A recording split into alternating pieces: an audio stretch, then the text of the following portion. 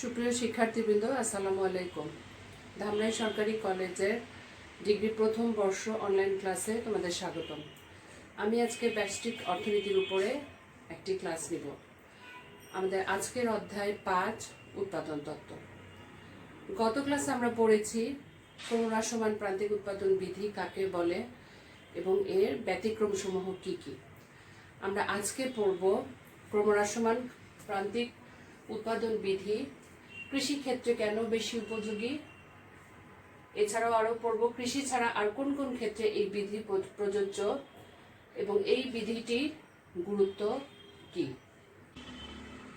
আমরা প্রথমেই পড়ব ক্রমহ্রাসমান প্রান্তিক উৎপাদন বিধি কৃষি ক্ষেত্রে কেন বেশি উপযোগী। আমরা জানি উৎপাদন অপেক্ষক কিউ সমান হচ্ছে ফাংশন অফ এল কে। এখানে কিউ হচ্ছে উৎপাদন এবং এল কে হচ্ছে উপকরণ। অর্থনীতিতে উপকরণ মোট 4টি হয়। একটি হচ্ছে ভূমি, একটি শ্রম, একটি মূলধন এবং আরেকটি সংগঠন। এবং কিন্তু আমরা উৎপাদন অপেক্ষকে আলোচনার সুবিধার্থে আমরা 2টি উপকরণ দেখাই, শুধুমাত্র মূলধন এবং শ্রম দেখাই। এখন উৎপাদনের পরিমাণ যদি একজন উৎপাদনকারী বাড়াতে চায় তাহলে তাকে অবশ্যই এই উপকরণগুলির পরিমাণ বাড়াতে হবে। উপকরণের সাথে উৎপাদনের সম্পর্ক হচ্ছে সরাসরি। উপকরণের পরিমাণ যদি বাড়ানো হয় উৎপাদন বাড়বে, আবার উপকরণের পরিমাণ যদি কমানো হয় তাহলে উৎপাদন কমে যাবে। এখন উপকরণ ব্যবহারের ফলে কি পরিমাণে উৎপাদন আসবে, অর্থাৎ উৎপাদন বিধিটা কেমন হবে। উৎপাদন বিধি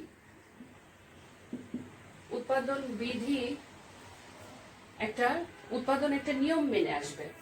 উপকরণ ব্যবহারের ফলে উৎপাদন কি হারে আসবে তার উপরে যে নিয়ম, যে সূত্র, তাকে বলা হয় উৎপাদন বিধি। আমরা জানি উৎপাদনকারী যখন কোনো দ্রব্যের উৎপাদন যখন বৃদ্ধি করতে চায় তখন তাকে অবশ্যই উপকরণের পরিমাণ বাড়াতে হবে। তবে উৎপাদনের পরিমাণ সর্বদা তার উৎপাদন ব্যয় বা উপকরণ ব্যয়ের সাথে সামঞ্জস্য একই অনুপাতে আসে না। কখনো বেশি অনুপাতে আসে, আবার কখনো বা কম অনুপাতে আসে। সুতরাং যে বিধি বা হারের সাহায্যে উৎপাদন ব্যয় বা খরচের তুলনায় দ্রব্যের উৎপাদনের অনুপাত জানা যায় তাকে বলা হয় উৎপাদন বিধি। অর্থাৎ উৎপাদন ব্যয়ের যে সবসময়ই উৎপাদন ব্যয়ের চেয়ে যে উৎপাদনটা আসবে সেটা যে সবসময়ই একই রকম হবে তা না, অর্থাৎ অনুপাতটি একই রকম হবে তা নাও হতে পারে। উৎপাদন ব্যয় এবং উৎপাদনের পরিমাণ এই দুয়ের যে অনুপাত সেটি কখনো বেশি হতে পারে, কখনো কম হতে পারে, কখনো সমহারে হতে পারে। এখন উৎপাদন বিধিকে আমরা প্রান্তিক উৎপাদনের ভিত্তিতে 3 ভাগে ভাগ করতে পারি। প্রান্তিক উৎপাদনের ভিত্তিতে উৎপাদন বিধিকে আমরা 3 ভাগে ভাগ করতে পারি। 3 রকম হবে। প্রথমটি হবে ক্রমহ্রাসমান প্রান্তিক উৎপাদন বিধি।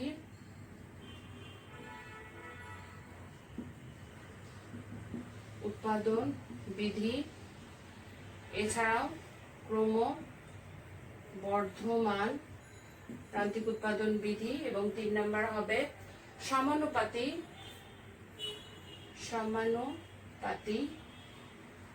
উৎপাদন বিধি। আমাদের আজকের টপিক ক্রমহ্রাসমান প্রান্তিক উৎপাদন বিধি। ক্রমহ্রাসমান প্রান্তিক উৎপাদন বিধি অনুযায়ী উৎপাদনের অন্যান্য উপকরণ স্থির থেকে যে কোনো একটি উপকরণের ব্যবহার বাড়াতে থাকলে মোট উৎপাদন বাড়তে থাকে, কিন্তু প্রান্তিক উৎপাদন ক্রমেই হ্রাস পায়। অর্থাৎ মোট উৎপাদন এখানে বাড়ে, মোট উৎপাদন বাড়ে, কিন্তু এটি ক্রমহ্রাসমান হারে বাড়ে, ক্রমহ্রাসমান হারে বৃদ্ধি পায়।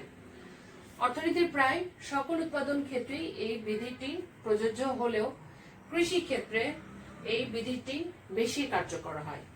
এর কারণগুলি কি? এর প্রথম কারণ হচ্ছে উর্বরা শক্তি।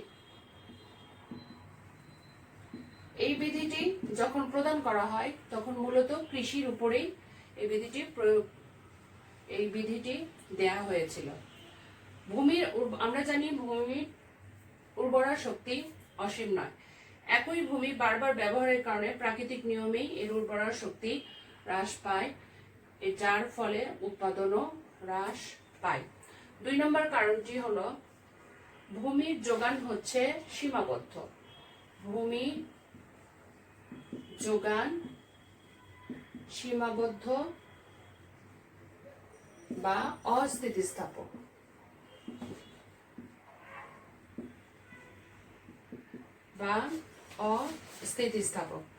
অর্থাৎ ভূমির পরিমাণ সবসময় একই রকম আছে বা থাকবে। ভূমি যেহেতু মানব সৃষ্ট নয়, বরঞ্চ তা প্রকৃতির দান, তা কাজেই এর দাম যতই হোক না কেন এর যোগান কোনোভাবেই বাড়ানো সম্ভব নয়। ভূমির যোগান হচ্ছে সম্পূর্ণ অস্থিতিস্থাপক। এই কারণে ভূমিতে অধিক উৎপাদন বৃদ্ধির জন্য অধিক শ্রম ও মূলধন নিয়োগের পরিমাণ ক্রমাগতভাবে বৃদ্ধি করলে মোট উৎপাদন ক্রমহ্রাসমান হারে বাড়বে। এরপরে 3 নম্বর পয়েন্ট যে হবে সময় ব্যবধানের অনুপস্থিতি। সময় ব্যবধানের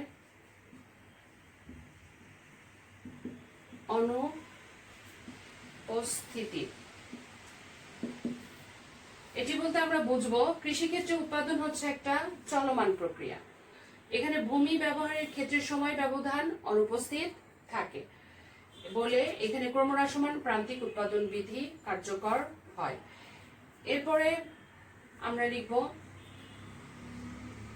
4 নম্বর পয়েন্ট অনুন্নত উৎপাদন পদ্ধতি। অনুন্নত উৎপাদন পদ্ধতি। কৃষিক্ষেত্রে যদি অনুন্নত উৎপাদন পদ্ধতি থাকে, বিশেষ করে যদি উন্নত প্রযুক্তি ও আধুনিক কলাকৌশলের প্রয়োগ যদি অপ্রতুল হয়, তাহলে এই বিধিটি কার্যকর, উৎপাদন ক্ষেত্রে এই বিধিটি কার্যকর হবে। এরপরে হচ্ছে গুণগত পরিবর্তন। গুণগত পরিবর্তন। কৃষি উৎপাদন ক্ষেত্রে সাধারণত পরিমাণগত দিক থেকে ভূমি যেমন বৃদ্ধি পায় না, তেমনি ভাবে উন্নত বীজ, সার ও সেচ ব্যবস্থার প্রয়োগ ঘটিয়ে গুণগত পরিবর্তনও খুব একটা ঘটে না। এতে পরিবর্তনশীল উপাদান বাড়ালে মোট উৎপাদন বাড়ে, তবে ক্রমহ্রাসমান হারে বাড়ে। এরপরে হচ্ছে শ্রমের ব্যবহার। শ্রমের ব্যবহার। কৃষিক্ষেত্রে ভূমি ও মূলধনের তুলনায় শ্রমের যোগান বেশি থাকে। এক্ষেত্রে উদ্বৃত্ত শ্রম দেখা দেয়। উদ্বৃত্ত শ্রম এখানে দেখা দেয়। এছাড়াও বেশিরভাগ ক্ষেত্রে ক্ষুদ্র আয়তনের পরিবেশে উৎপাদন কর্মকাণ্ড পরিচালিত হয় বলে শ্রম বিভাগের সুফলও এখানে পাওয়া যায় না। শ্রম বিভাগের সুফল এখানে পাওয়া যায় না। তাই মোট উৎপাদন বাড়ে, কিন্তু ক্রমহ্রাসমান হারে বাড়ে। এছাড়াও আমরা আরো কয়েকটি পয়েন্ট দিতে পারি, যেমন ঋতুভিত্তিক পেশা। ঋতুভিত্তিক পেশা। কৃষি সারা বছর ব্যাপী হয় না, ঋতুভিত্তিক চাষাবাদ হয় এটি বলে এক্ষেত্রে এই বিধিটি বেশি কার্যকর হয়। এরপরে হচ্ছে তদারকির অভাব। যথাযোগ্য তদারকির অভাব। শিল্পক্ষেত্রের তুলনায় কৃষিক্ষেত্রে যথোপযুক্ত তদারকির অভাব রয়েছে। এই কারণে এখানে ক্রমহ্রাসমান প্রান্তিক উৎপাদন বিধি দেখা দেয়। সবশেষে আমরা বলতে পারি কৃষিকাজ হচ্ছে ঋতুভিত্তিক একটি উৎপাদন ব্যবস্থা। শিল্প খাতের তুলনায় কৃষিখাতে আধুনিক যন্ত্রপাতির ব্যবহারও কম হয়। কৃষি উৎপাদনের অনেকটাই আবার প্রকৃতির উপরে নির্ভরশীল। কাজেই কৃষি মূল উপাদান হচ্ছে ভূমি, যা বারবার ব্যবহৃত হয়। বেশিরভাগ ক্ষেত্রেই কৃষি উৎপাদন ব্যবস্থা হয় বৃহদায়তনিক ও বাণিজ্যিক ভিত্তির সুবিধা ছাড়াই। কৃষির এইসব প্রকৃতিগত বৈশিষ্ট্যের কারণে মূলত আমরা কৃষি ক্ষেত্রে ক্রমহ্রাসমান প্রান্তিক উৎপাদন বিধি বেশি প্রয়োগ দেখি। আমরা এরপরে পড়ব ক্রমহ্রাসমান প্রান্তিক উৎপাদন বিধি কৃষি ছাড়া আর কোন কোন ক্ষেত্রে বেশি প্রযোজ্য। কৃষি ছাড়া আর কোন কোন ক্ষেত্রে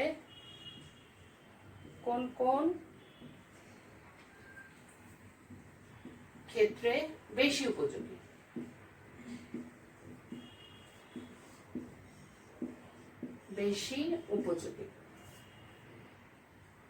আমরা জানি সকল উৎপাদন ব্যবস্থাতেই মূলত কোনো না কোনো সময়ে ক্রমহ্রাসমান প্রান্তিক উৎপাদন বিধি প্রয়োগ শুরু হয়।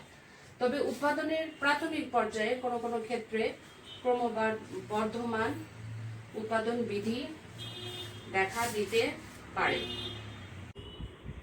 এখন আমরা পড়ব ক্রমহ্রাসমান প্রান্তিক উৎপাদন বিধি কৃষি ছাড়া আর কোন কোন ক্ষেত্রে বেশি উপযোগী। আমরা প্রথমেই বলতে পারি কৃষি ক্ষেত্র ছাড়াও শিল্পক্ষেত্র, খনিজ ক্ষেত্রে, মৎস্য ক্ষেত্রে, বনজ সম্পদ আহরণের ক্ষেত্রে ইত্যাদি বিভিন্ন উৎপাদন ব্যবস্থায় নানা প্রকারের উৎপাদন ক্ষেত্রে ক্রমহ্রাসমান প্রান্তিক উৎপাদন বিধি প্রযোজ্য হতে পারে। আমরা প্রথমেই বলবো শিল্পক্ষেত্রে।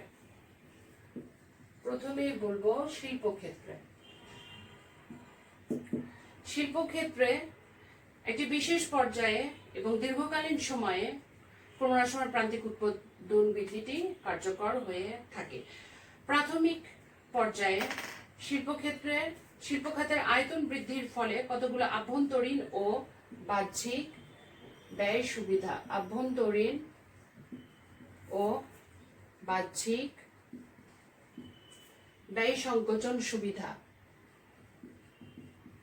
ব্যয় সংকোচন সুবিধা সৃষ্টি হওয়ার ফলে উৎপাদনের প্রথম দিকে ক্রমহ্রাসমান প্রান্তিক উৎপাদন বিধি প্রযোজ্য নাও হতে পারে। অর্থাৎ এই ক্ষেত্রে একক প্রতি উৎপাদন ব্যয় বা গড় ব্যয় হ্রাস পায় এবং প্রাথমিক অবস্থায় উৎপাদনের পরিমাণ ব্যয় অপেক্ষা অধিক হারে উৎপাদন বৃদ্ধি পায়। তখন এক্ষেত্রে ক্রমবর্ধমান মাত্রাগত উৎপাদন সুবিধা অর্জিত হয়। কিন্তু শিল্প কলকারখানার আয়তন সীমাহীনভাবে কখনোই বৃদ্ধি করা সম্ভব নয়। কাজেই সেক্ষেত্রে উৎপাদনের কাম্য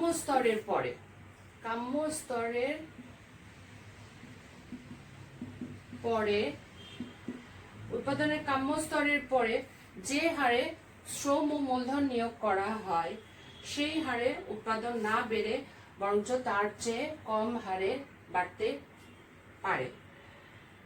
কি কারণে বাড়তে পারে? ব্যবস্থাপনার অদক্ষতা, সমন্বয় কমতে পারে। ব্যবস্থাপনার অদক্ষতা, সমন্বয় ও নিয়ন্ত্রণের ক্রমবর্ধমান অসুবিধা, কাঁচামালের দুষ্প্রাপ্যতা ইত্যাদির জন্য দীর্ঘকালে এই বিধিটি শিল্পক্ষেত্রে কার্যকর হয়। এরপরে আমরা পড়ব খনিজ ক্ষেত্রে।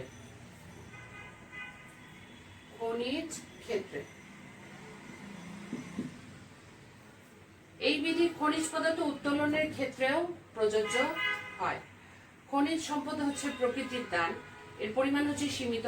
তাই খনিজ সম্পদ যখন আমরা ক্রমাগত উত্তোলন করতে থাকি তখন এর পরিমাণ একসময় নিঃশেষ হবে বা এর পরিমাণ ক্রমেই কমতে থাকবে। এই অবস্থায় খনিজতে যদি অধিক সম্পদ উত্তোলনের জন্য এর গভীরে যেতে হয় তাহলে উৎপাদন ব্যয়টা বেড়ে যাবে এবং এর ভিতর থেকে যে উৎপাদনটা আমরা পাবো এটি কমে যাবে। কাজেই খনির ভিতরে বিভিন্ন যে আলো বাতাসের ব্যবস্থা ইত্যাদি করার জন্য প্রচুর অর্থ ব্যয় করতে হবে, কিন্তু এসব খরচ যে হারে বাড়ে খনিজ থেকে প্রাপ্ত সম্পদ উত্তোলন সেই হারে সম্ভব হয় না। এভাবে খনিজ ক্ষেত্রে ক্রমহ্রাসমান উৎপাদন বিধিটি প্রযোজ্য হয়। এরপরে আমরা পড়ব মৎস্য ক্ষেত্রে।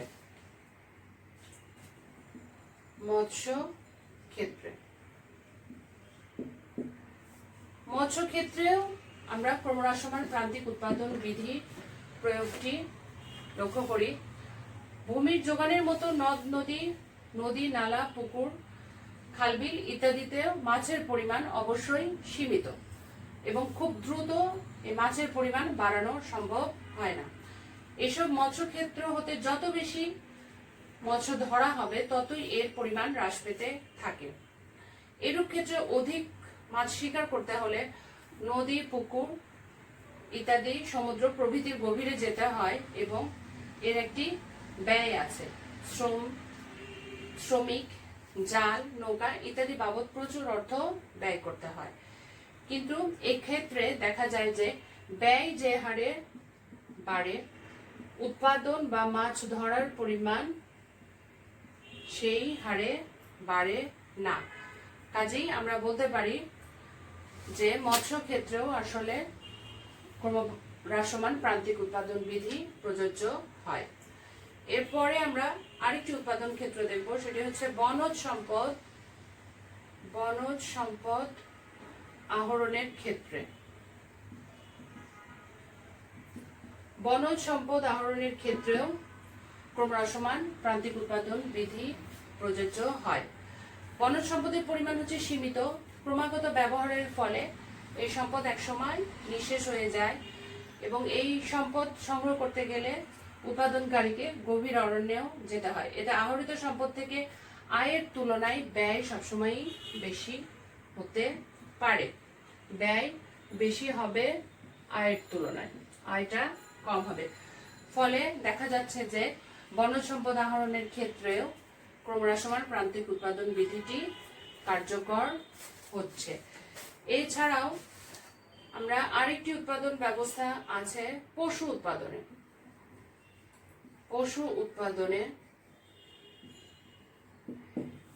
উৎপাদনের ক্ষেত্রেও আমরা দেখি ক্রমহ্রাসমান প্রান্তিক উৎপাদন বিধি প্রযোজ্য হচ্ছে। এক্ষেত্রে আমরা দেখি পশু উৎপাদন খাতে গতানুগতিক যে খামার ব্যবস্থা, সেখানে গোখাদ্যের অভাব, অনুন্নত প্রজনন ব্যবস্থা, পশু চিকিৎসা পরিচর্যার দুর্বলতা ইত্যাদি কারণে শ্রম ও মূলধন অধিক হারে নিয়োগ করা হলেও দেখা যায় যে উৎপাদন ক্রমবর্ধমান হারে না বেড়ে বরঞ্চ ক্রমহ্রাসমান হারে বাড়ছে। কাজেই আমরা আলোচনার প্রেক্ষিতে আমরা বলতে পারি যে ক্রমহ্রাসমান প্রান্তিক উৎপাদন বিধিটি শুধুমাত্র কৃষিক্ষেত্রেই প্রযোজ্য নয়, বরঞ্চ উৎপাদনের একটি নির্দিষ্ট স্তর পর্যন্ত এই বিধিটি অন্যান্য উৎপাদন ক্ষেত্রেও স্থগিত থাকলেও পরবর্তীতে উৎপাদনের একটি পর্যায়ের পর অর্থনীতির উৎপাদনের সকল ক্ষেত্রেই এই বিধিটি প্রযোজ্য হতে পারে। কাজেই আমরা দেখতে পাচ্ছি ক্রমহ্রাসমান প্রান্তিক উৎপাদন বিধি শুধু কৃষি ক্ষেত্রে প্রযোজ্য নয়, বরঞ্চ এটি অর্থনীতিতে উৎপাদনের অন্যান্য ক্ষেত্রেও যেমন শিল্প, খনিজ, বনজ সম্পদ আহরণ, মৎস্য ক্ষেত্রেও প্রযোজ্য হতে দেখা দেয়।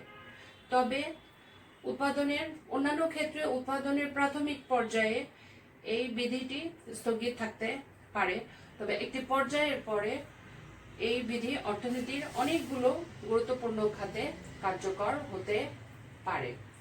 আমরা এখন পড়ব ক্রমহ্রাসমান প্রান্তিক উৎপাদন বিধির গুরুত্ব কি। বিধির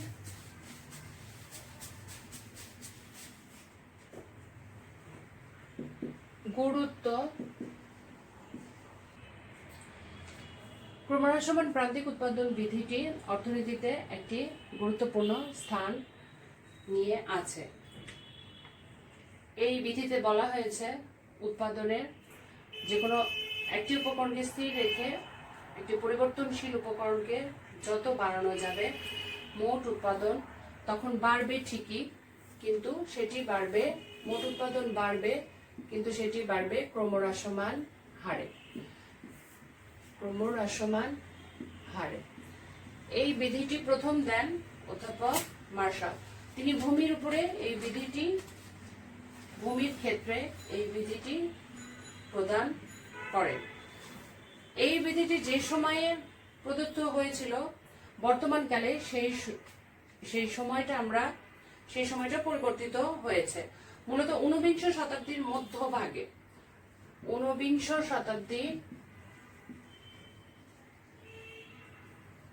শতাব্দীর মধ্যভাগে এই বিধিটি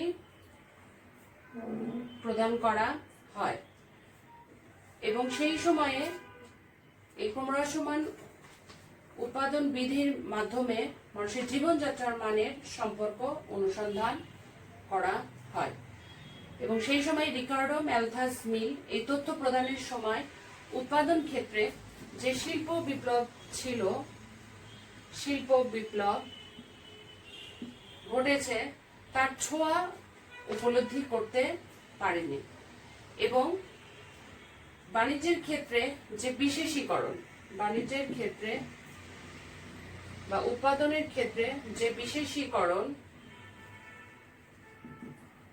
এবং বাণিজ্যের প্রসারও তেমন দেখা দেয়নি। উৎপাদন ক্ষেত্রে বিশেষীকরণ এবং বাণিজ্যের প্রসারণও তখন দেখা দেয়নি। কাজেই সেই সময়ে প্রদত্ত এই বিধিটি বর্তমান যুগেও গুরুত্বপূর্ণ কিনা? অর্থনীতিবিদরা মনে করেন এই বিধির গুরুত্ব বর্তমান কালেও কোনো অংশেই হ্রাস পায় না, বরঞ্চ দেখা যাচ্ছে যে আধুনিক যুগে বিজ্ঞান ও প্রযুক্তির অভাবনীয় উন্নতির ফলেও দেখা যাচ্ছে যে উৎপাদনের একটি নির্দিষ্ট সময়ের পরে এই ক্রমহ্রাসমান প্রান্তিক উৎপাদন বিধি উৎপাদন ক্ষেত্রে প্রযোজ্য হচ্ছে। কাজেই অনেক অর্থনীতিবিদগণ এই ক্রমহ্রাসমান প্রান্তিক উৎপাদন বিধিকে একটি বাস্তবসম্মত তথ্য বলে অভিহিত করেছেন। মূলত বিজ্ঞান ও প্রযুক্তির উন্নতি সাময়িকভাবে এই বিধিকে স্থগিত রাখতে পারে, কিন্তু বিশ্বাস করা হয় যে একদিন না একদিন অবশ্যই এই বিধিটি উৎপাদন ক্ষেত্রে প্রযোজ্য হবে। নতুন নতুন কলাকৌশলের বিপ্লবাত্মক পরিবর্তন, অর্থাৎ বিপ্লবাত্মক পরিবর্তন হলেই কেবলমাত্র এই বিধিটি প্রযোজ্য হবে না। বিপ্লবাত্মক পরিবর্তন উৎপাদন ক্ষেত্রে হলেই কেবল এই বিধি কার্যকর হতে পারবে না, কিন্তু কলাকৌশলের ক্রমাগত বিপ্লবাত্মক পরিবর্তনেরও একটা সীমা আছে। কাজেই আমরা বলতে পারি যে এই বিধিটি সাময়িকভাবে থমকে দাঁড়াতে পারে, কিন্তু তা অবশ্যই একসময় না একসময় এই উৎপাদন ক্ষেত্রে এই বিধিটি অবশ্যই কার্যকর হবে।